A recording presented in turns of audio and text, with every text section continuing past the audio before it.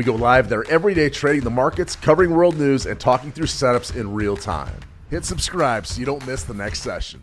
Still doom scrolling? Brain rot taking over? You'll focus tomorrow, right? But what if tomorrow never comes? What if it all started with one small choice?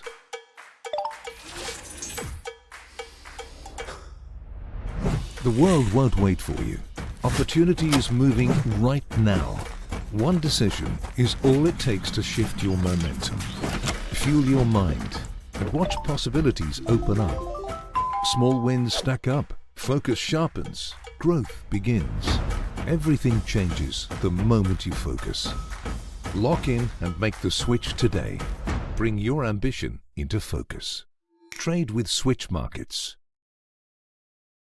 Are you still trading everything manually? More traders are moving to automation, running strategies 24/7, removing emotion, and staying consistent. Now with Switch Markets, you've got the tools to build and run your own automated trading systems, so your strategy delivers even when you're asleep. Meet Switch Markets, a broker for ambitious people who want to trade the financial markets. You mean that I can trade things like Forex, stocks, even gold with you? Yes, you can even trade the coffee bean market with us. What about digital currencies? Can I trade them too? Absolutely. Maybe now's your time to get in. Oh, and are you regulated? Yes, we are. And how easy is it to deposit and withdraw? Will you charge me any fees? It's easy. Deposit and withdraw instantly. Nice and simple. And unlike that guy, we won't grab any fees from you. Do you have a low spread trading account? We certainly do. Pick from our zero commission or our low spreads account. It's up to you. Okay then, what makes you so different from every other broker out there? Our 5-star rated real human customer support and our perks package worth thousands. No other broker can beat it. So, who did you say you were again? Switch to success. Trade with Switch Markets. Getting started in trading shouldn't be complicated. You can open an account, get set up, and be ready to go pretty quickly. Now, if you've been thinking about it, take a look. Click the link in the description below. You can even start with a free demo account. In trading, like climbing, the hardest step is to pause, hold, and trust your position. Ambition pulls you forward. Focus keeps you steady. Together, they take you higher. Bring your ambition into focus. Switch Markets. Already trading with another broker? Fair enough. But if you haven't looked around lately, you might be missing out. Now, Switch Markets is picking up awards, offering tools most brokers don't, and their support actually shows up. It might be time for you to switch to Switch Markets. Click the link in the description below to get started today. Discipline starts before the first punch is thrown. Focus sharpens in silence. Repetition builds control. Every movement prepares you for the fight ahead. Trading isn't luck. It's preparation. It's grit. Your fight is won long before the bell even rings. Champions trade with Switch Markets. It's time to bring your ambition into focus. Are you still with the same broker? Now, there are better options out there. There's more tools, better support, and a platform built for traders. It's time that you demand more from your broker. Take a look at Switch Markets.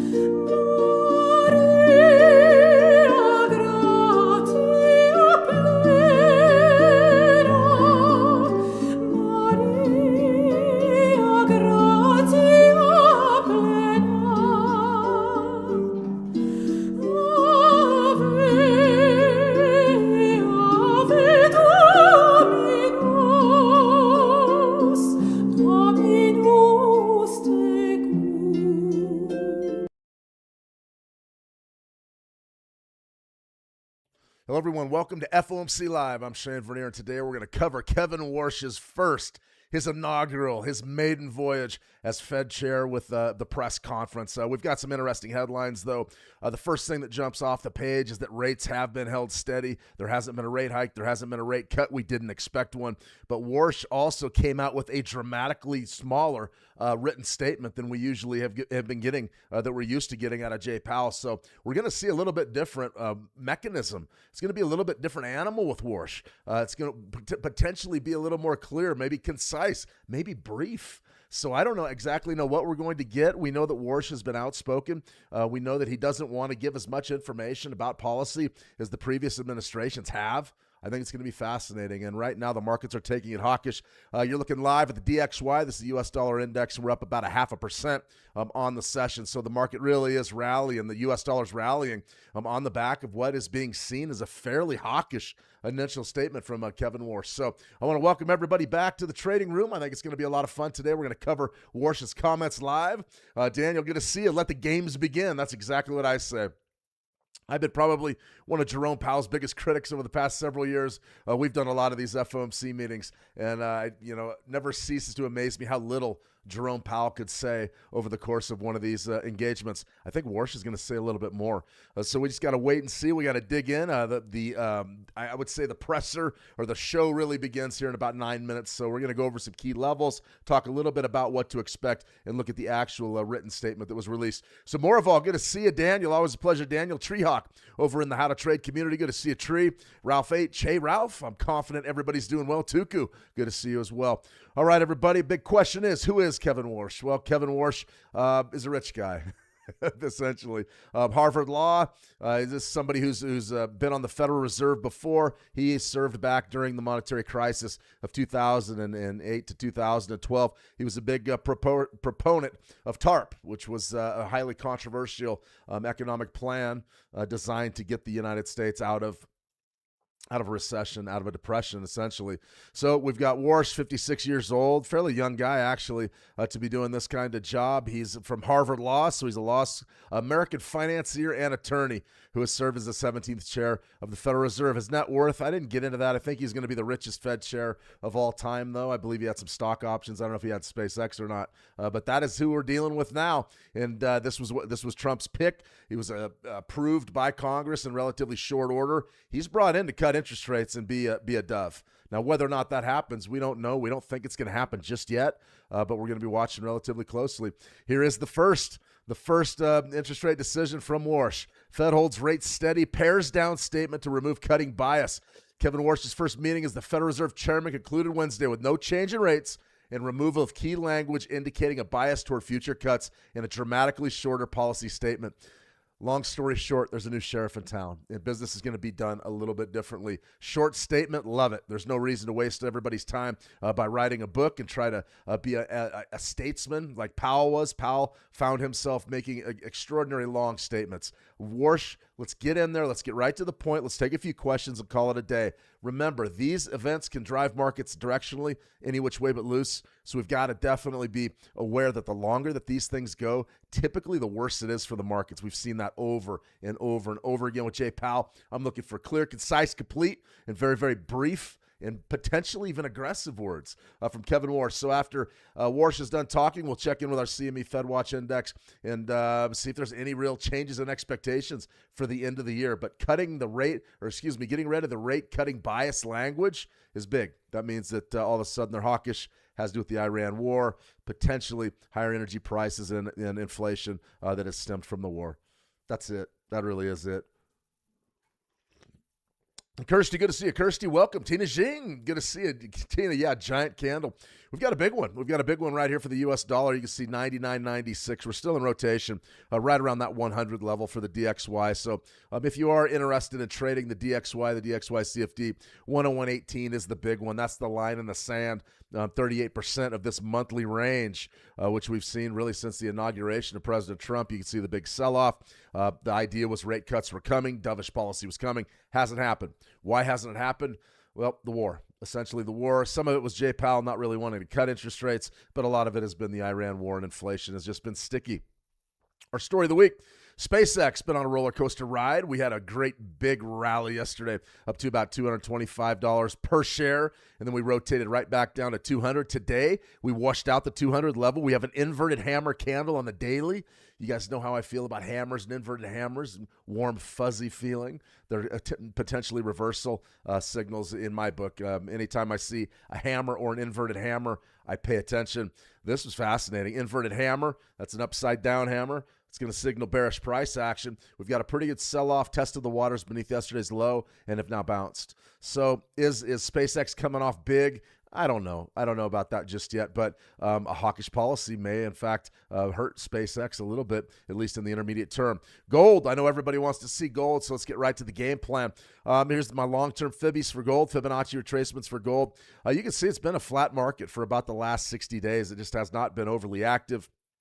For today, we're going to take it down to real small time frames as Warsh is speaking and potentially get in on a couple Fibonacci trades. But for right this minute, it's in a holding pattern. Would we be sellers from 44.37? I think that's a pretty good idea. Are we buyers from 50% down there? I'm not, but I do like buying 4,000. That proved to be a very solid trade. 4,025 was a great trade that developed, I believe, earlier this week. And then you've also got our moving average, which we've traded, not religiously, but relentlessly as it's come into play. Daily chart, what do you have on gold?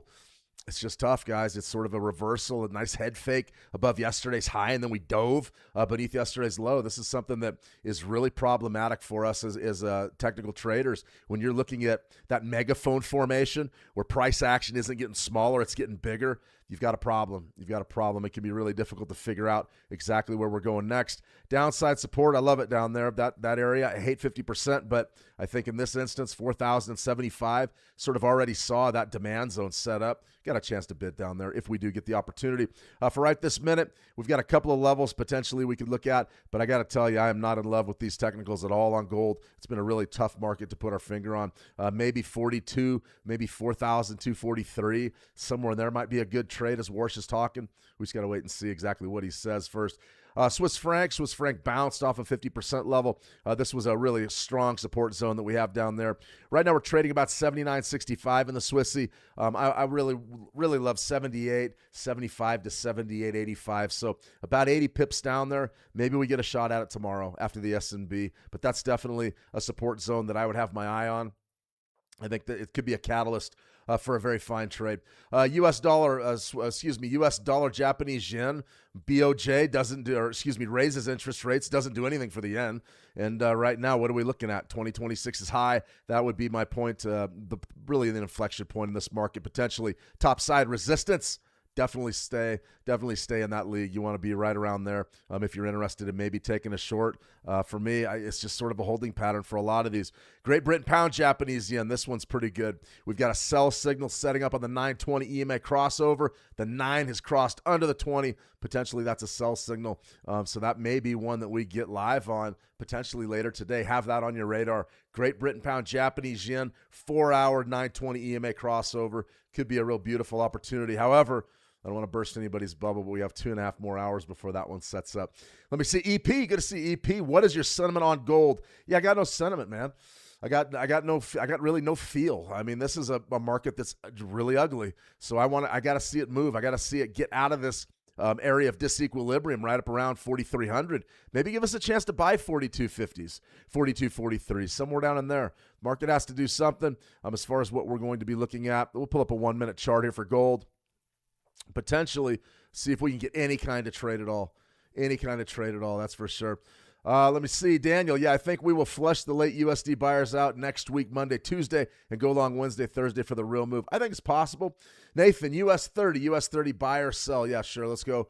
We'll get the US 30 up and running right here. We do have Mr. Warsh is going to be taking the stage here at any moment. So let's go ahead and get out to the action. We'll get our, you got to love the Fed. They're going to give you soft elevator music as they potentially bury the economy. But we should be seeing Warsh any minute. All right, here we go. US 30. All-time highs. I'll be looking to buy pullbacks. Weekly charts, one thing. Let's go to a daily. See what color ties Warsh is wearing. Powell always went with a purple tie. If you guys can hear all right, that would be good. Joshua, looking for a pullback in the US 30 there, Nathan.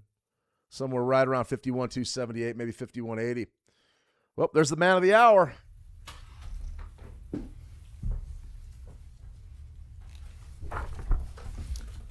Good day.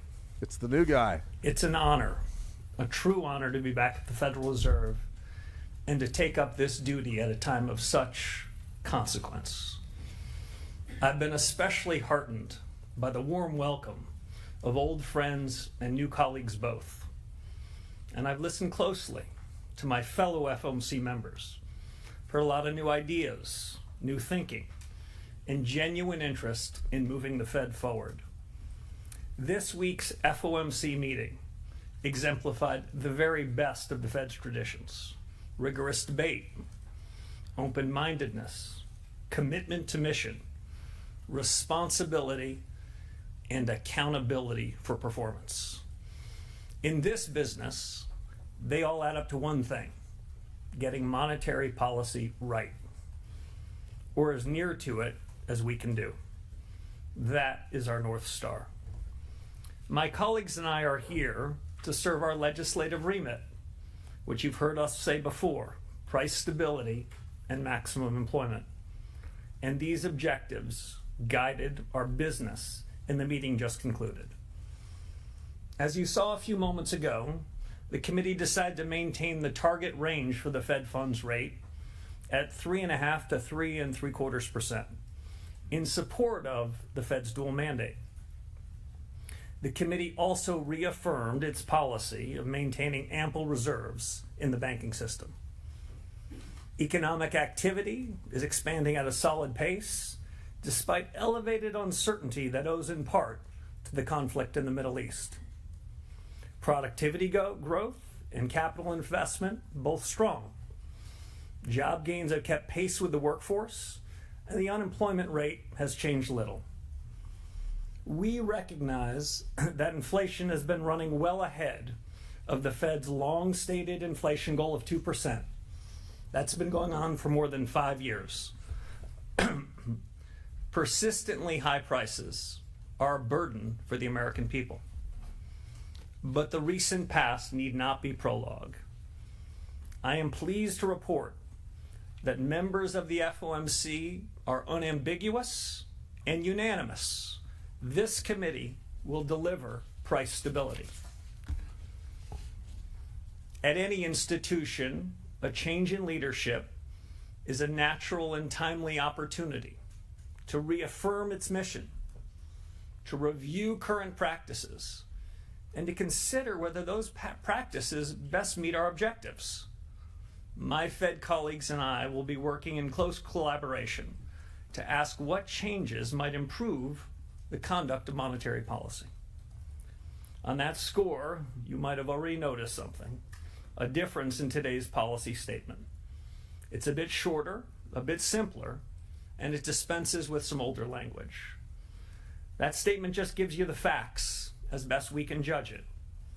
Absent also is so-called forward guidance, which we agreed was not well suited to the current policy conjuncture. Wow. This afternoon, you also received the usual summary of economic projections. It's been the practice of this committee for participants to submit these projections, and I have encouraged my colleagues to continue to do so. I, however, have refrained from offering any projections of my own consistent with my long-held views on the SEP, at least as currently structured. In the median projections, real GDP rises at 2.2% this year, 2.3% next year, and total PC inflation runs at 3.6% this year, 2.3% next year. The unemployment rate stands at about 4.3%. The median participant judges that the appropriate federal funds rate to be at 3.8% at the end of this year and 3.6% at the end of next. Let me turn now to a few words on a key initiative that we're announcing today. I'm appointing a task force in each of 5 areas that are central to the broad conduct of monetary policy. First, Fed communications. Second, the Fed's balance sheet. Third, our use and reliance on existing data sources. Fourth, productivity and jobs in an era of transformation. And last, the Fed's inflation frameworks. These subjects are timely, consequential, and in my view, worthy of a fresh look. My colleagues and I discussed them with energy and purpose over the last couple of days. For each of these independent task forces, I'm enlisting some of the very best minds, both inside and outside the economics profession. They will be supported by subject matter specialists from our superb Fed staff. And they'll have a straightforward charge. Start with first principles. Ask hard questions. Examine current practice. Consider alternatives. And ultimately propose next steps for policymaker consideration. Since last summer, my colleagues discussed possible improvements in the form and function of Fed communications. This new task force will build on that effort, and I expect propose some well-considered changes, including to the SEP I mentioned a few moments ago. The second task force, the one on balance sheet policy, will review the benefits and risks of the current ample reserves regime and the composition of the Fed's balance sheet. They will assess alternative frameworks for the conduct and operation of monetary policy. The third task force, the one on data, will evaluate new information sources and consider methodological changes to improve data gathering, with the aim of giving policymakers more accurate, relevant, contemporaneous, and perhaps most important, actionable information on the state of our economy. Fourth, the task force on productivity and jobs. It'll survey the pace, the reach, the economic impact of new general purpose technologies, including AI, and explore the implications for the Fed in pursuit of our employment and inflation mandates. The last task force, the one on inflation frameworks, that'll examine the drivers of inflation, first principles, and weigh the full range of ideas for delivering price stability in a changing economy. You'll hear quite a bit more about these task forces and this overall initiative in the coming weeks. Enough for now to make a simple statement. Each task force will serve an objective shared by everyone in the system, shared by everyone around that table that I sat with over the last couple of days. A Federal Reserve that is clear-eyed about its mission, fit for purpose, and focused on the future. And with that, I appreciate your attention. I'm happy to take your questions. Howard Schneider. Hi, Chairman Howard Schneider with Reuters. Good to see you again, and welcome back. This is a lot to be putting in motion so fast. What is the timeline you have in mind for each of these? So I think it'll depend on the task force. It also depends on the urgency in which we need clear answers. My expectation, I'm still in the business of recruiting and finalizing them. My expectation is the task forces will begin work in the next couple of weeks, and we'll start to get some more information from them, some more framing of how they see things starting in the fall end, hopefully most, if not all of them, concluding by year end.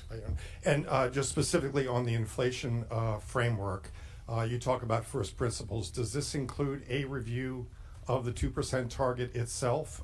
You've mentioned that things to the right of the decimal point don't matter.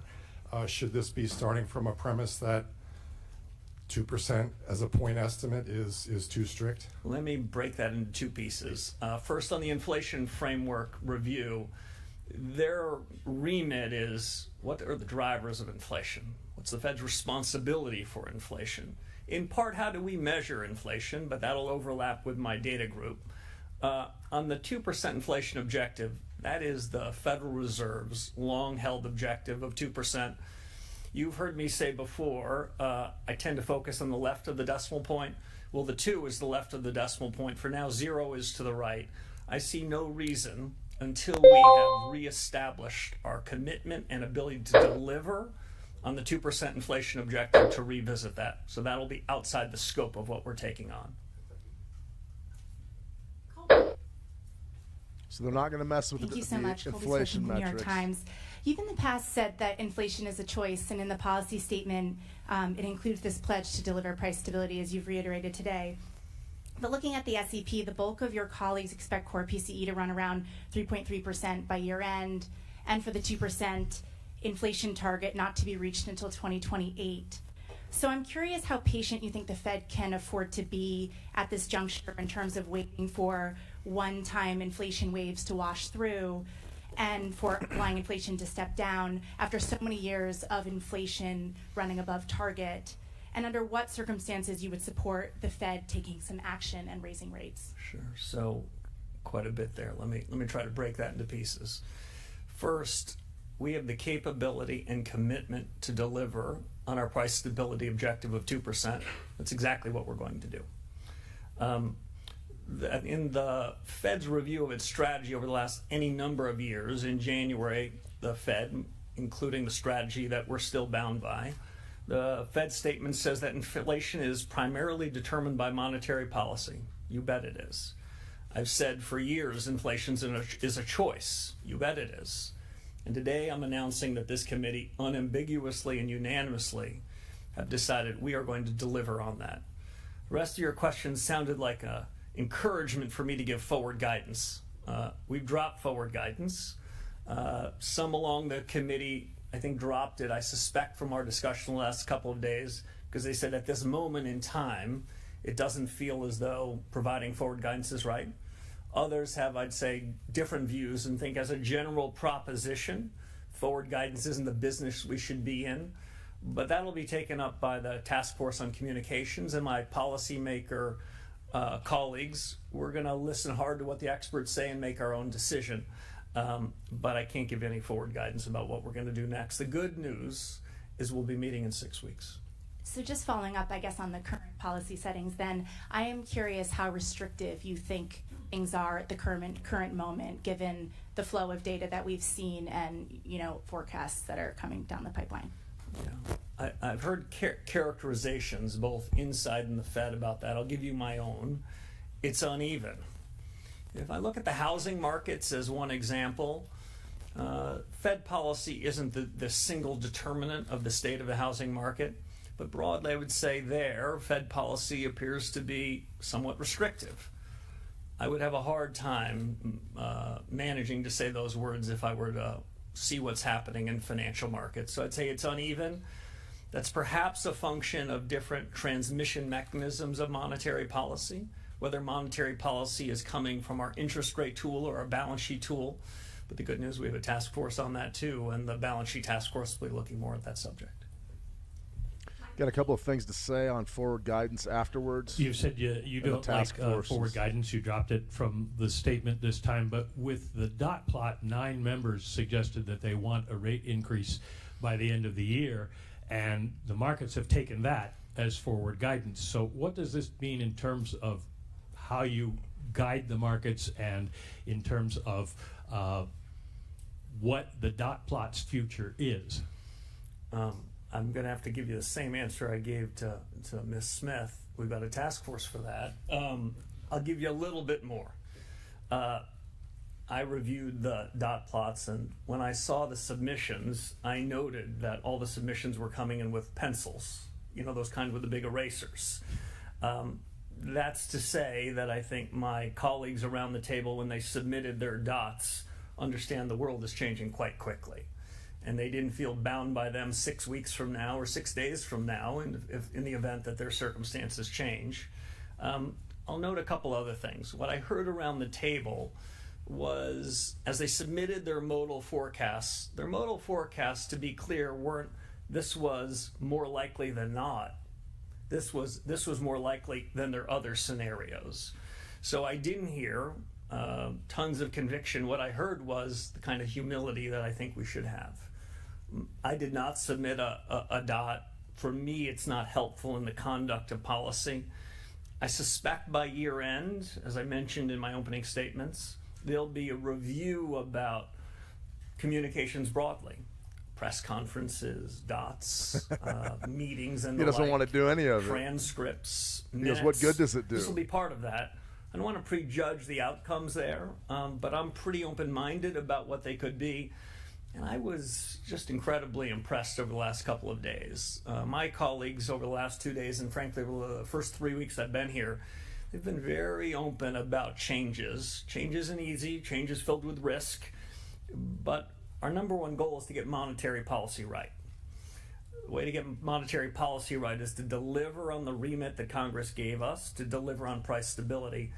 And there was no disagreement on any of those points. At the risk of possibly getting the same answer about task forces, communications, what is your feeling about these news conferences? Are you going to continue one after every meeting?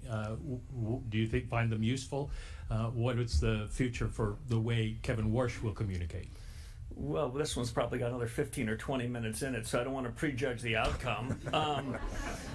I love it. That's short. Press conferences can be a very useful way to communicate with households, businesses, and more broadly through using the likes of you. I had a great old mentor named George Schultz, and his mantra was press conferences are useful, but when you have one, you want to make sure you have something important to say.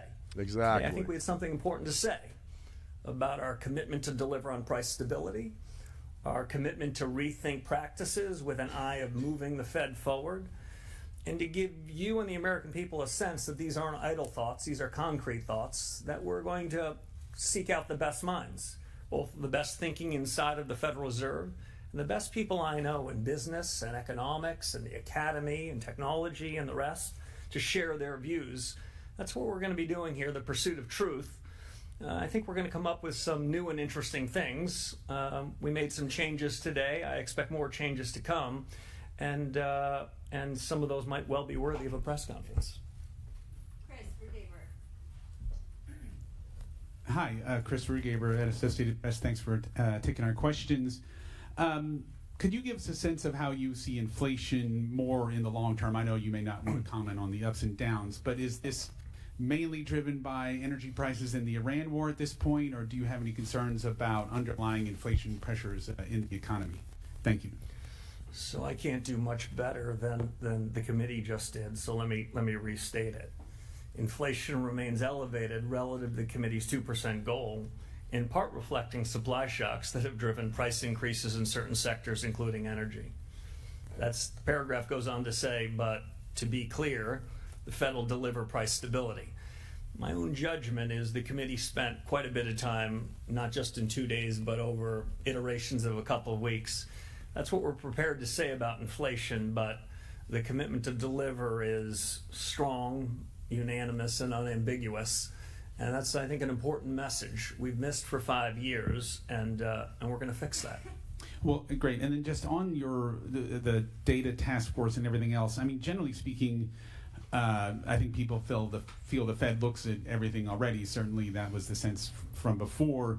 Is there data that you feel is not given enough weight? I mean, you mentioned the trim to mean in the past, but again, that's well known to certainly most Fed members. So, what is that task force looking at, and what might be I mean, I know you don't want to prejudge the outcome, but are there examples of data that you expect might be given more weight? Thank you. So you're answering my question, so let me say I don't want to prejudge the outcome. I also don't want to say too much about what they're going to do, because I still have a phone call or two to make before I've nailed down the people that are doing that. I'm interested in what the outside experts' view is on the subject. I'll say this generally. Most of the data that central bankers and other government officials in the United States consume come with old-fashioned survey methods. A national accounts of what the U.S. economy looks like that looks very little like the U.S. economy in 2026. Survey methods that don't have response rates that we need, asking questions that might have been quite applicable a generation ago that are less applicable now. So even inside of official statistics, I would be open-minded if the task force and our own best thinking had recommendations how those official statistics can be brought up to a standard of our time using new analytic methods. I'd also say this. almost every private company CEO that's running his or her business are doing so with real-time information that isn't subject to much revision, that is telling them what just happened at that very moment. As you know, there are normal, long and variable lags in the conduct of monetary policy. What we're really interested in is what's happening right now.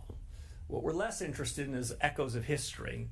And you're hearing from my answer that some of the data that we receive, that we're waiting on, the first Friday after the month, the payroll index or something else, that might be an echo of history that's quite useful on its third revision.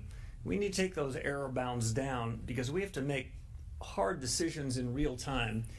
I'm really open-minded that there is a lot of new data sources that we can learn from the private sector, from reforms in the official sector, and new analytic techniques that are far more refined than asking a simple question about whether Changing something the game. was core or not. They're going to change how everything's defined, and that can justify rate cuts. Thanks. It's fascinating. Welcome, Mr. Chairman, Edward Lawrence with Fox Business. I mean, this guy's So problematic. if I mean, he you just don't wants to get the give job done. Interesting. A lot of ongoing forward guidance. Won't the markets have more volatility, and shouldn't Americans have more access into what you're thinking going forward? Good question. So I think financial markets perform best when they react to incoming data. I think the financial markets work less efficiently when they ask a question, how will the Federal Reserve react to that incoming information? The more that markets are paying attention to what's happening in the real economy, deciding what's good data and what's less good data, the more financial markets can price what they believe is the most likely and what are the tail risks. Financial market prices are probably the most important source of information to guide central bankers. But when all the financial markets are doing is reflecting back what we've said, then we're taking the most important source of information and we're being blind to it. I'd like us to create a system where those blinders come off, where markets are following data that they efficiently think is reliable, and they'll be watching data, we'll be watching data. They'll come with better information through market prices to us. We can make more informed decisions with ultimately the goal that I said at the outset, deliver on the price stability objective that Congress told us to do and that we've got to get in the business of doing. Yeah, if I could take you in the meeting a little bit. This is your first meeting. The board members seem fairly hawkish when you listen to, in general, when you listen to what they're saying. Was there any discussion of a rate cut going forward today? There was one proposal on the table. There was no discussion of any other proposals. The discussion on that proposal, I would say, was quite limited. The group was unanimous and unambiguous on it. It has been the practice of this central bank and others to have a range of alternatives. Today we had one. I thought it furthered discussion, deepened it, and made it clear what we needed to do and how we needed to deliver. I wouldn't prejudge what happens in the future, but there was only one big subject for us. We took it on. We had a good family fight on it for a couple of days, and we ended up, I think, in a better place.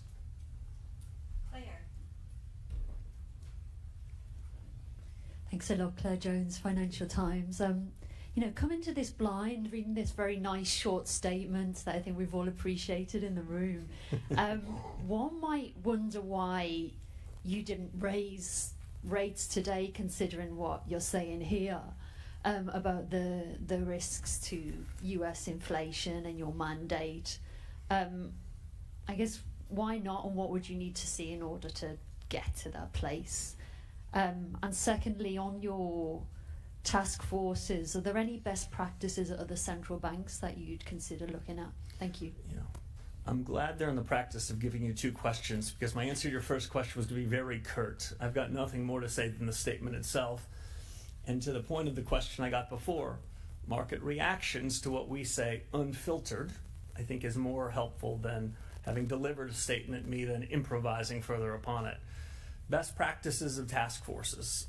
This is a subject I've thought some about. I've been on a task force or two in my life. Best practice, find the best minds.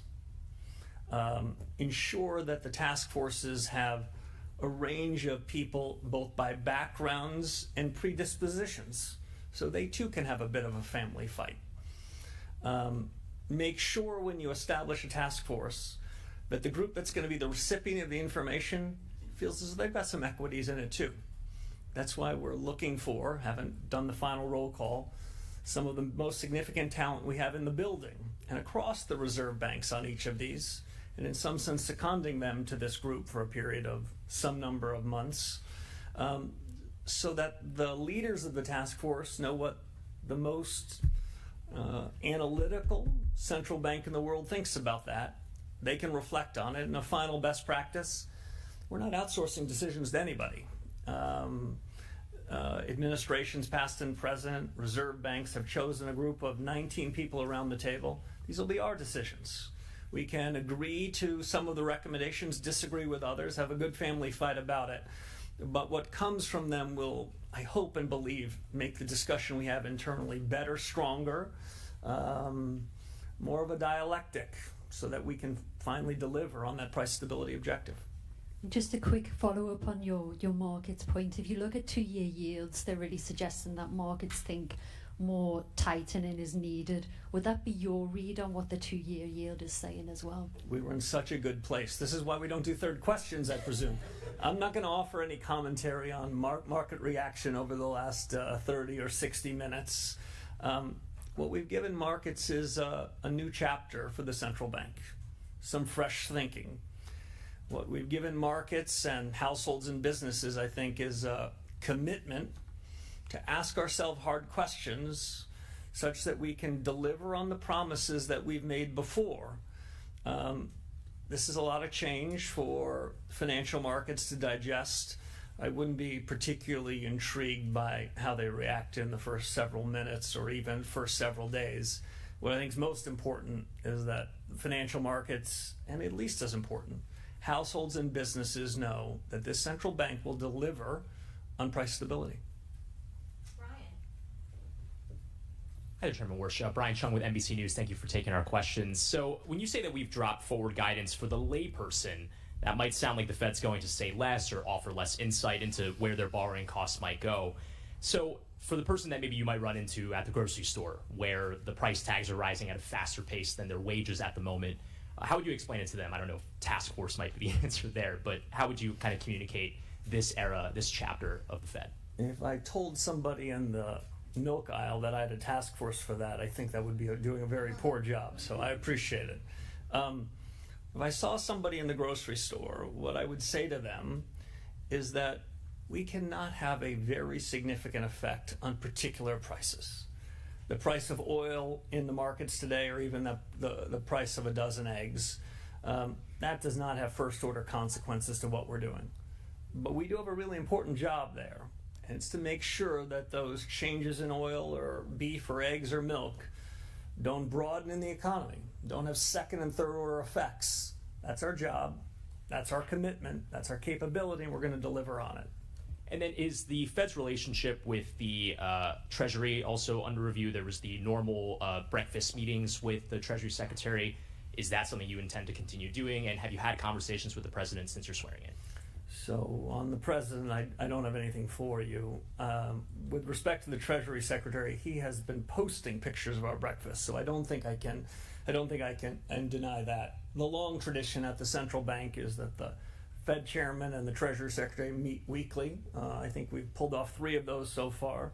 I believe he's overseas this week, so this will be the exception to the rule. I think they're very useful discussions. The central bank's objectives and our roles and responsibilities are quite delineated from the fiscal authorities. And in my view, monetary policy is independent in the conduct of what we do. But that doesn't mean we're not interested in what's happening with the fiscal authorities. The way I think about it is this central bank needs to have a wide lens, but a narrow remit. We need to be quite interested in what's happening in the world. I won't be breaking any news here to suggest I'm quite interested in what's happening in the Middle East. That does have some effect on our day job. It doesn't mean it's our responsibility, but I think we're going to keep a wide lens, and my meetings with Secretary Besson to this point have helped widen that aperture.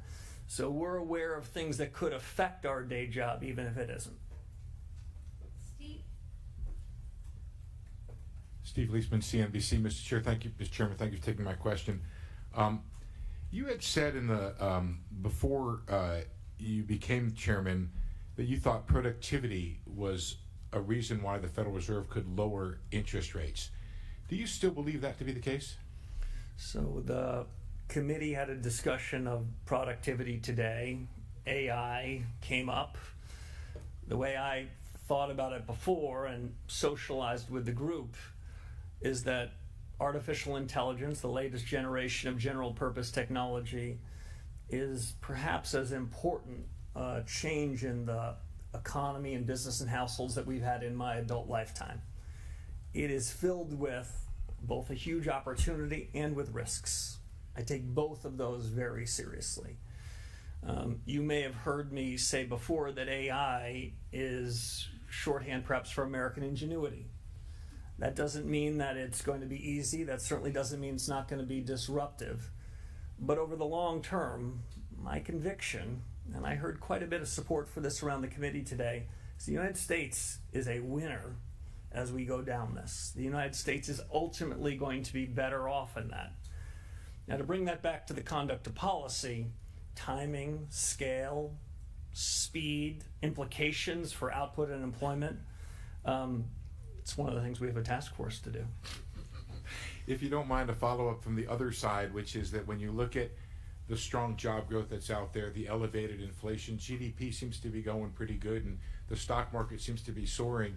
Do you look around this economy and see the funds rate being restrictive?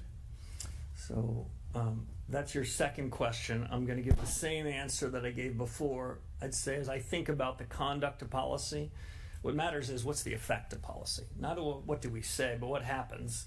And the best way I can describe it is it's uneven. I do see some restrictiveness in things like housing. It's hard to use those same words anywhere else. I'll just make one other point. You talked about one of our dual mandates on the employment side. I don't believe that we have a cruel choice.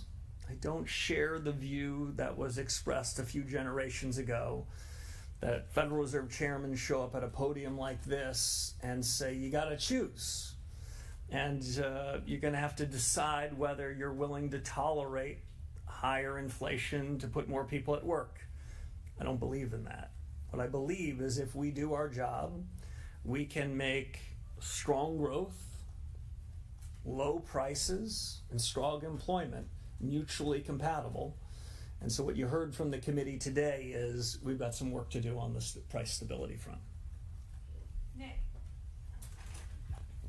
Thank you. Nick Timmeros with the Wall Street Journal. Chairman Warsh, you've said repeatedly credibility is earned by delivering. If credibility requires delivering, the move would be to tighten, or at least to threaten to. Now, you didn't do that today. Why not? That judgment you expressed was not expressed by any of the 19 people around the table. We'll be meeting in 6 weeks. We'll take up the issue again.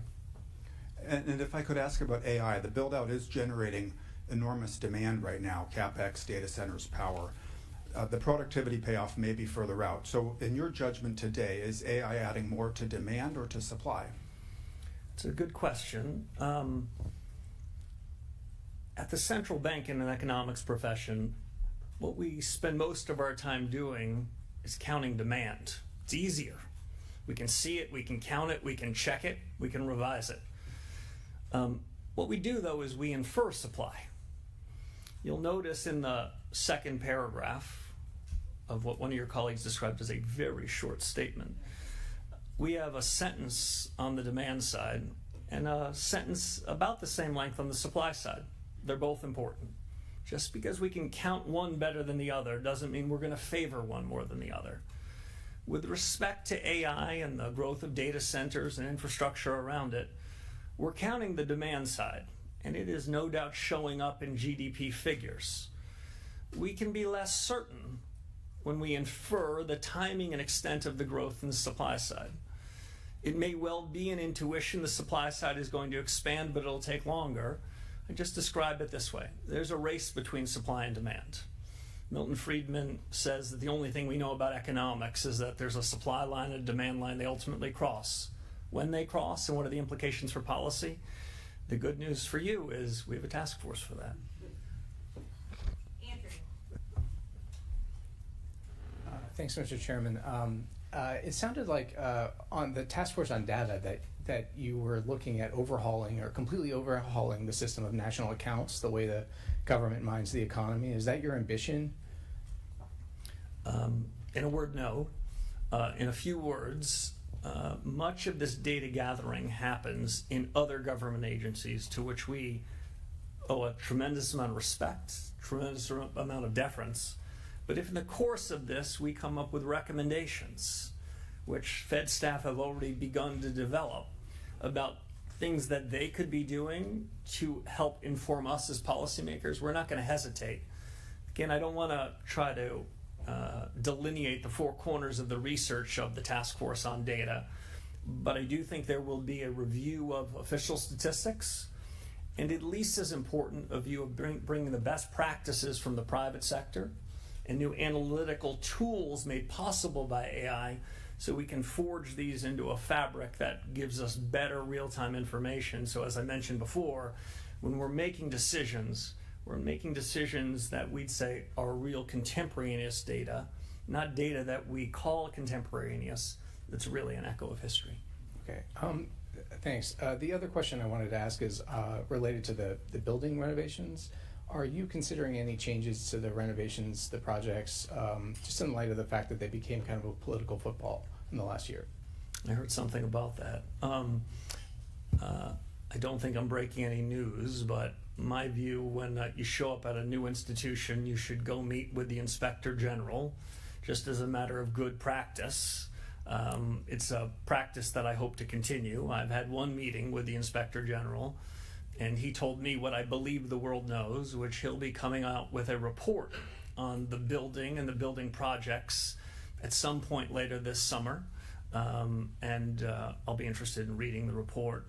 From my perspective, with a forward-looking glance, is there anything that we can be doing or should be doing from this moment until the completion of the project to do what we can to be good stewards of taxpayer money and make sure that we're delivering on the promises that we made? Some more work to do.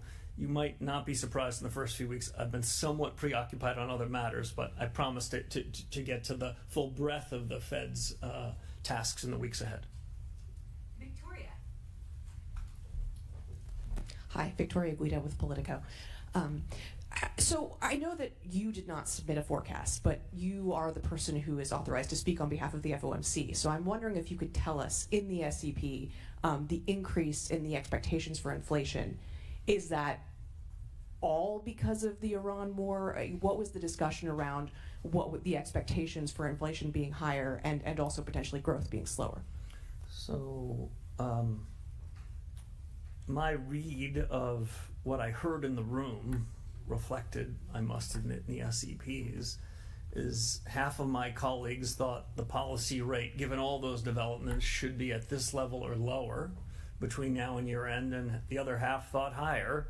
That 19th voter was me, and I didn't submit one. There's a range of views on the questions of first and second round effects, no resolution or conviction, but we'll be meeting again in 6 weeks. I think we're going to know more then, and I think that my colleagues are very attentive to incoming developments between now and then. And can I just quick follow up on the SEP? You said that you're still encouraging your fellow committee members to submit forecasts even if you're not doing it. So what do you think is the benefit of them doing it even if you don't? That's the commitment that the FOMC made, and it's a commitment that I hope we live up to. Commitment we made was to deliver price stability. I expect us to live up to it. By the time we get to the end of this year, as I mentioned, I wouldn't be surprised if there was a new communications framework. There were some changes to the SEP.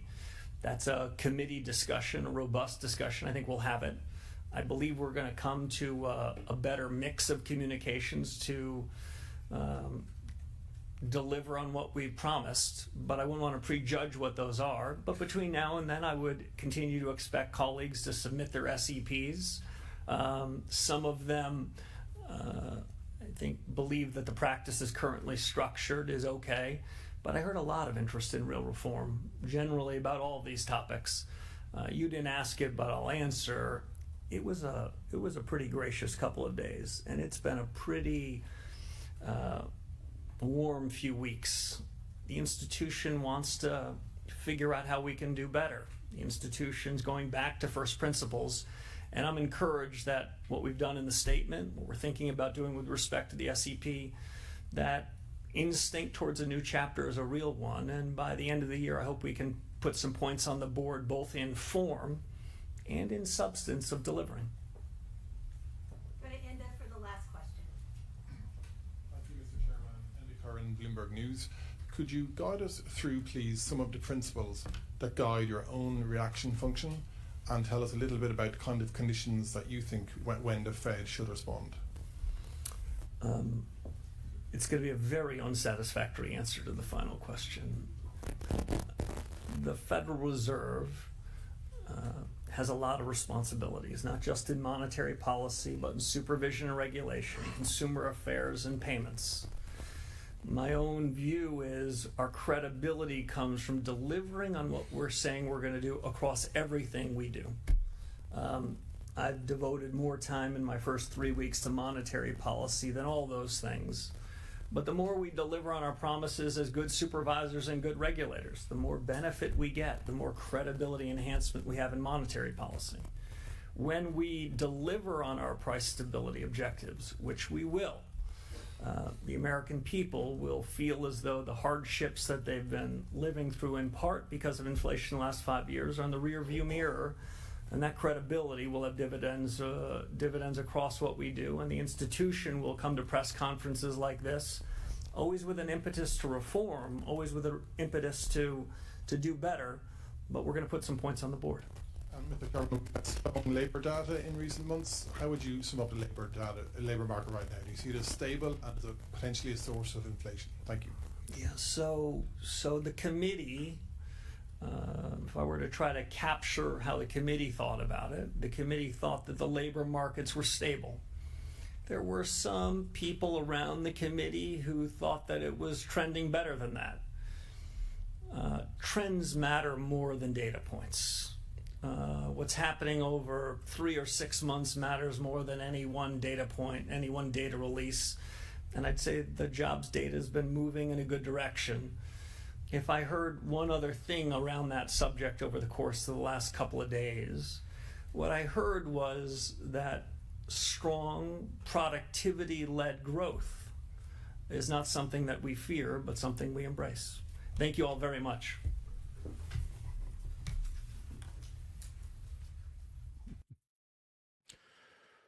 Well, there you have it. Definitely a new sheriff in town when we're talking about, how the Fed's done business here. He referred. Let's just go through a couple of hot topics here, and then we'll look at some price action. But honestly, nobody knows how to trade this right now. Markets are relatively flat. We're seeing a little bit of pressure come into the equities because the dollar is going up.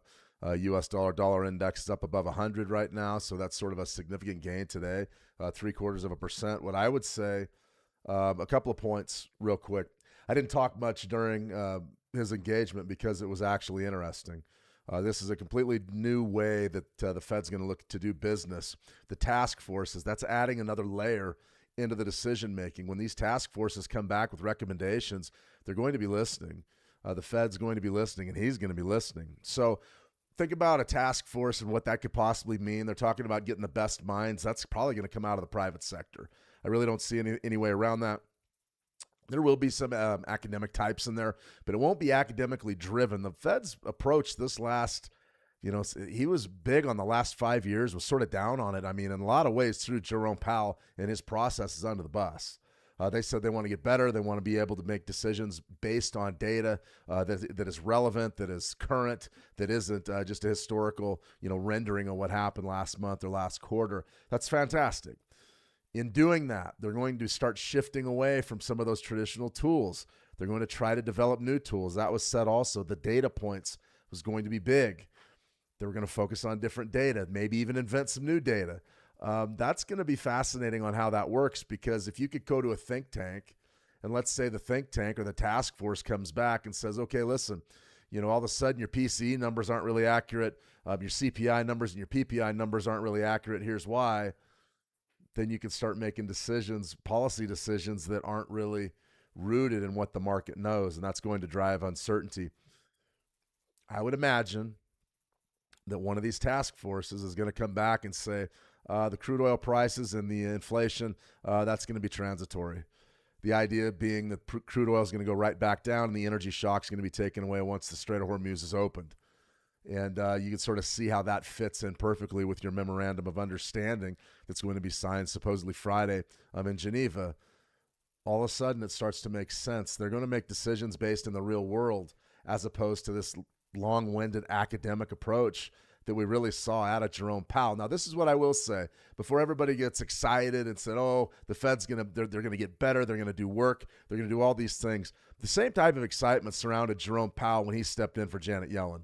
And that was back in the day. That was during Trump's first administration. And I remember that. I was around, believe it or not, writing on it and covering it live. Not on live stream, but I was on a blog website covering it live, these meetings. And what I will say is there was a lot of optimism over Jay Powell and Jerome Powell. And what happens is over time, these guys wear their welcome out because you go through ups and downs, and Warsh will be no different. They're going to go through ups and downs. But like Treehawk just said over there in the How to Trade community, it looks like a new era has well and truly dawned. This is completely different. This is task-oriented. I mean, he said task force a lot. What is a task force? It means you got to get stuff done.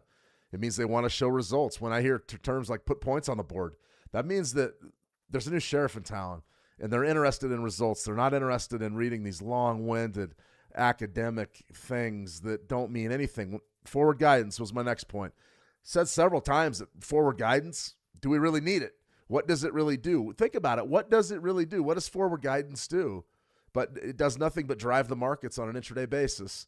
The dot plot, the forward guidance, it doesn't mean anything because they change their opinions day by day, seemingly, especially in this environment. So that, I think, is going the way of the dodo. I don't think you're going to see those dot plots. I mean, they might put them out for show, but they're not going to mean anything to the market anymore because it's not going to be what's important. And the other thing was the conversation about AI. That was interesting. I mean, of course, everybody's talking about AI and they believe it's the future, and it really is. Going back to the SpaceX launch and all, just how big that IPO was. Later this year, we've got Anthropic, we've got OpenAI. That's where finance is headed. That really is where finance is headed. That's where the big money and the big investors are going. That's where they're going with their capital. So I have so many questions about what this new program looks like, and all of a sudden, it just doesn't really matter. The bottom line is this. You had a Fed in there that was sort of passive. This is going to be a more aggressive Fed. It reflects a lot. I mean, it really reflects a lot of what the Trump administration promised when they first got into office. They were going to address some of these big problems. They were going to take them on head on and get results. Everything was results oriented. Well, a lot of that political stuff hasn't worked out real well. And you have an election year coming up. So the politics is one thing, but this Federal Reserve is interesting. So this guy, all in all, I think it's a breath of fresh air, being detail-oriented and wanting to put points on. I mean, he had me at points on the board by the end of the year. I think that's fantastic. Hawkish, though. I will be honest with you. It is hawkish. He said several times about being committed to delivering pricing stability. Now, what does pricing stability mean 2%? He didn't really say that. He said we're worried about to the left of the decimal point. So if it's 2.5 or 2.8 or 2.9, they're not going to worry about that. I think that's interesting. I think that the way that they're going to measure jobs, I think all of these old numbers and all of these metrics are going to go the way they're really going to be antiquated, and they're going to move on to some different types of analytics, which I think is refreshing as well. It's been a long time. If you'll notice the difference between that engagement right there and what we were getting out of Jay Powell was he was meandering and he was wandering and he wasn't saying anything. You actually heard this guy say something. And one of the things that I thought was really striking was at the end, there was nothing. He answered the last question very short and then left. And that's what we're going to be seeing. I don't think we're going to see these engagements, these FOMC pressers. I think they're gone. I think they're going to do it maybe quarterly, maybe twice a year. And I think that's fine. That's probably what needs to happen. Do we need these every month, every other month? I don't think we do. They don't do much to the market other than just shake up intraday price action. So I think that these are going away. But I really liked what he said about forward guidance. It doesn't mean anything. It does not mean anything. The data sets clearly are antiquated. What does PC even mean anymore? Is there a better way to do it? Are they trying to invent a better mousetrap? Yeah, I think so. So all in all, I mean, if I'm grading, I give probably a B+, just because I'm not real big on economists and bankers in general. But that was your first trip out. So what's happening right now in the markets? Well, we can see exactly what's happening. The dollar's on the rally. That came from his comments on we're committed to the inflation. We've got to get pricing stability back. That's what that's all about right there, and it's driving it higher and higher. Today we're up 0.83%, and accordingly, you're going to see things like gold. I'm talking through the trade, but this gold trade right here, you're seeing gold come off. With the dollar running this hot, I probably would just scratch all of them. I mean, I really would. Maybe you get a bounce here. Maybe you get a little TP right up in here somewhere, maybe 42.55, but still, even that's a really big move off of that support zone. I wouldn't be too married to any trades right now. The dollar's trending, and it's trending because it was a fairly hawkish statement, realistically. So, I mean, you could hold positions. I don't know that I would be betting against the dollar, though, right now. U.S. dollar, Japanese yen after the speech here. We're going right up to test that 160.72 level. Big zone. I don't expect it to hold. I think you're going to be making new highs. 162 for the dollar yen more than likely is going to be in play, and that makes me smile because we're going to have a chance to trade up there. The Bank of Japan is going to have something to say about it when this dollar yen gets that high, so watching that closely. Great Britain pound, Japanese yen. I mean, it's on now. I mean, it's on. A little bit of love there from the yen. Watching closely, but if we do get this sell signal, maybe a pretty good one just to take right off. US 30, this was relatively simple. I mean, this wasn't too hard. You're looking to play the bottom, really the bottom of this range. Somewhere in here, you were looking to play the bottom of the New York range, and now the markets are breaking loose and trending a little bit, so you don't want to be holding longs right now. Let's go to our 1 minute. Fairly successful trade. No two ways about it. Went right down to the bottom of your Wall Street range, your Wall Street low, traded down, sprung up, and now you're trending. So that was a pretty good trade that came across the board well. This NASDAQ 9 EMA trade didn't pan out very well. Looked great early, but when he started really talking about pricing stability, then you got something like this where it just came down and took you out, and that's the bottom line. You just got to have good risk management. Right here, SpaceX, not doing much, consolidating around 200. Big sell-off down to about 185 today, 181. Nice bounce up, right back up to 200. The game's starting to calm down at 200. You're seeing a consolidation period and some really good stuff happen with SpaceX stock where 200 looks to be potentially a point of control. So we're watching that closely as well. But all in all, I mean, decent. I mean, I wouldn't really call it great trading. Like this trade, for instance, if we're looking to this gold trade for downside support to hold, I'm very highly skeptical. I mean, I would be in the camp of just scratching that thing and moving on. We had a pretty good one on that US 30, but this right here, something like this, I mean, you could let it bleed a little while. Maybe you get it to spring back to life and pay you off, but big picture, a stronger dollar is going to be tough on gold. It's taking silver down as well. Silver's off 3%, copper's off. WTI crude oil is holding firm right around 75. That's to be expected. Key number. So, long story short, the trading wasn't really good, and now we're starting to make the decision that, okay, the dollar is going to be the way forward. Is it? I don't know. So, new opportunities. Let me see. Nariak, the Fed may use AI. Yeah, the Fed's probably already using AI, but they're going to embrace all that stuff, and it'll be interesting to see the task force that comes out of it. You know, what are they going to have an AI task force, the Fed, and are these AI task force people going to be building not just outlooks for AI, but are they going to be building new infrastructure for the Fed to use? It's fascinating. It really is. Let me see. Tina Jing, why is gold dropping? Because the dollar's up, guys. The dollar's up. The dollar's trending right now, up above 100. And you can see gold. I mean, this just looks to me like a mess. I mean, I really don't care if it comes back. I'd scratch that right now. You know, it's going to be more than likely we're going to trade down from here just because this U.S. dollar is dictating a lot of policy. Right up in here would be the area I would look for the U.S. dollar to stagnate. This is the DXY, the dollar index. Something like that could definitely stagnate right around 101.18. For me, that is the big dog. That's exactly where you need to be on the ball. When we get up here, if price goes above that zone, look out. Look out. That's for sure. All right, let's go ahead. We had a couple questions here. Euro USD, you're looking for a long scalp. Yeah, I don't hate it. I mean, monthly chart, you can see exactly what we're going to build here, a little Fibonacci action right up there, and you can see what's coming into play. Big time zone, 113.54.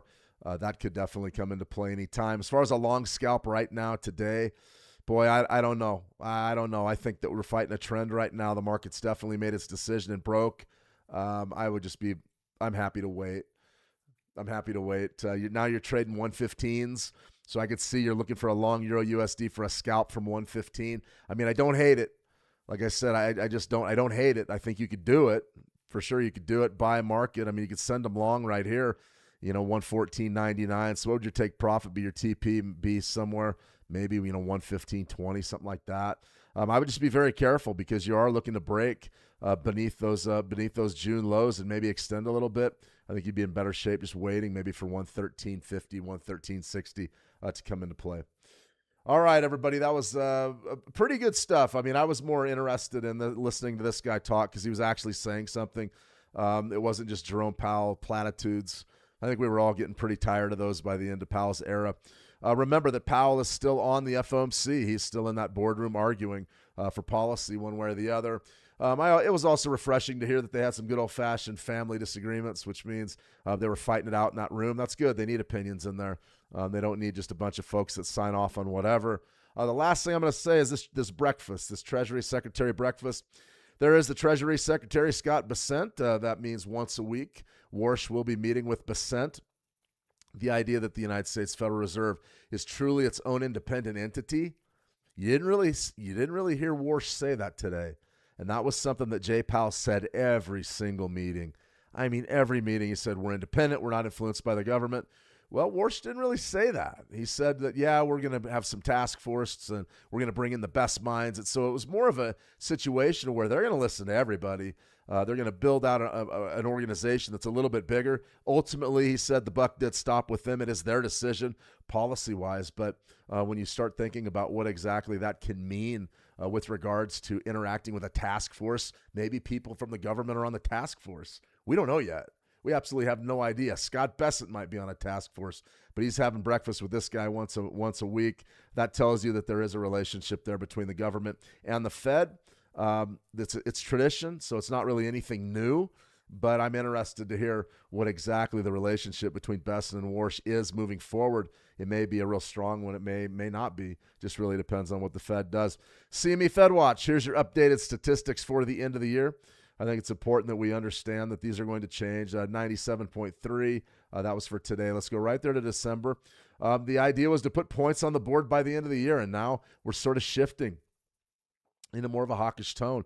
We were at about 45% right there to stand pat, and now we're starting to go into maybe some rate hike territory. So interesting type of a dynamic developing with regards to our interest rate expectations at the end of the year. I have no idea. We have to see exactly what the tone is from these task forces. I'm not sure. I mean, they're meeting again in 6 weeks. Does Warsh come out here and give another presser? I don't think so. It looked to me like he says, listen, these things don't do any good. I'll answer your questions, but they don't do any good. And he's right. They don't do any good. There was one combative question in there, I thought he was going to take a lot more heat. But there was one combative question that was from Timoros, and he was asking something about why he didn't hike interest rates. Well, why didn't you guys raise interest rates? Real matter-of-fact answer from Warsh, and I thought that was definitely one of the high points of his press conference. Spoke a lot slower than I do, very measured, very delivered, but he was right to the point. And it wasn't just your standard Jay Powell, we're in a great place, policy's in a great place, we're doing a great job, he didn't say any of that. The tone was, we got to do better. And that's exactly what the administration's looking for. That's exactly what the people are looking for. And probably scored him some brownie points. Does that mean a rate cut's coming? I think they're going to adjust the data points and build a case for rate cuts sooner rather than later. But whether or not you can get it with the inflation that's been brought on by the energy spike this summer, at least, I don't see it. The good news is with this memorandum of understanding between the United States and Iran, they've probably got about 60 days to figure things out, and I really believe that's going to be the goal. They're going to want all these systems and all this stuff to come together before the election. So the next 60 days are big. Crude oil prices, the goal is going to be to get those as low as possible, reopen the Strait of Hormuz. A couple more AI situations where we're going to have big IPOs. Anthropic, OpenAI, they're both having IPOs this year. Those are both going to need to be really big, and I think that they will be. And so with everybody supporting AI right now, including the United States Federal Reserve, I think we're on the verge of a new era in finance. I really do. The SpaceX IPO showed us that. All right, everybody. I've gone on long enough, but you're definitely seeing a bearish tilt to the market right as we roll into the close. About 30 minutes left before we get the closing bell ding ding in the United States. We're down about 462 points there in the Dow. The S&P 500 is down 83, and the NASDAQ has took a turn for the worse, down about a 168. Still, though, these aren't big moves. You know, we read the point totals out. They're not big moves anymore because the indexes are valued at so much. I mean, 51,000, 7,500, and about 30,000. Those are really lofty valuations. And all of a sudden, those big, well, I mean, a 500-point move, it's just not really big for the Dow anymore. It's just not. So I wouldn't look at that so much as just the sentiment. See, right now the dollar continues to trend. You can see you could definitely run into trouble here trying to scalp something like this Euro USD. I would really be just ripping the Band-Aids off right now because this is moving. This is moving. 100. We're moving against the majors, really strong. What's going to be fascinating here in the next 12 hours, next 18 hours, is going to be the BOE and the S&B. So there's going to be a lot going on the Forex. I don't really expect to be diving into the Forex here anytime soon. I really think that tomorrow on the U.S. session live stream, we'll cover all the latest. I'll recap the S&B and the BOE, but I think there's a new sheriff in town, and the global central bankers, they're going to have to probably react to what's going to happen here in the United States, and I don't know if they know how to do it yet. So when we're talking about Forex volatility, we're going to see a lot of it. We're going to see a lot of it, that's for sure. All right, everybody, I've droned on long enough.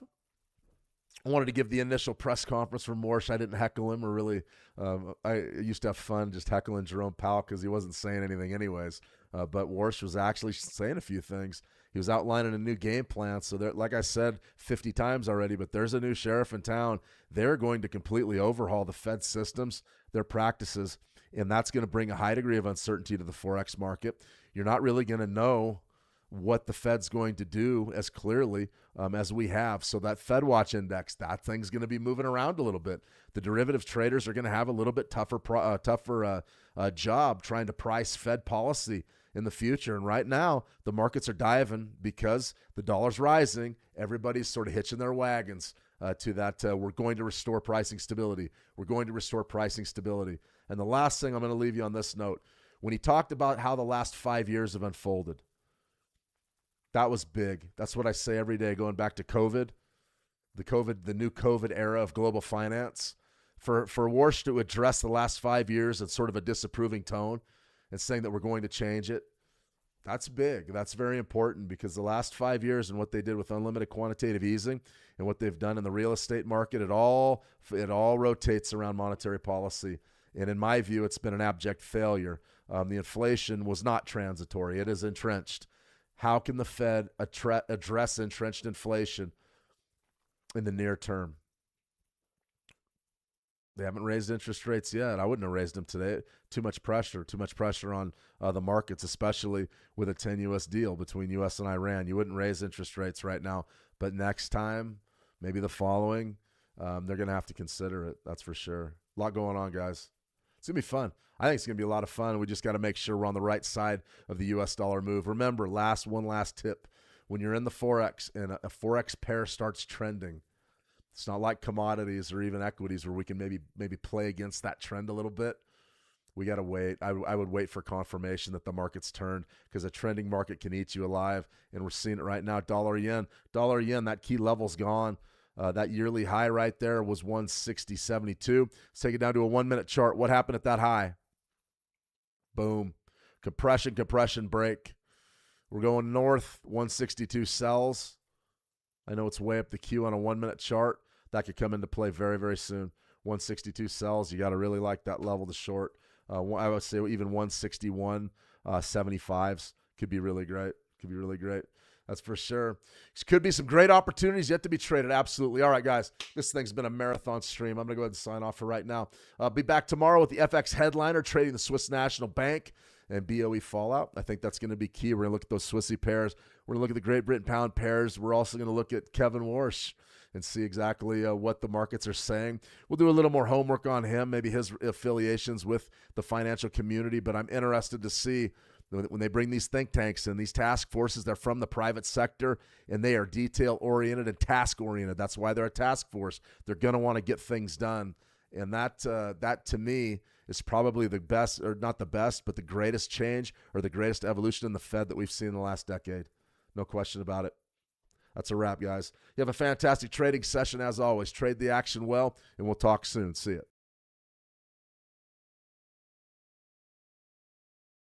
Traders all over the world are already using Switch Markets. Thousands of traders just like you across multiple markets each and every day. If you haven't joined yet, you can open an account and begin trading in just a few minutes. Click the link in the description. What am I doing? I told myself this year was going to be different. So many things I want to achieve, yet I'm here wasting my time doom scrolling. I was going to start running again. I was going to make more of an effort with my friends. I was going to work on my confidence. I was going to get fit again. I was going to start trading.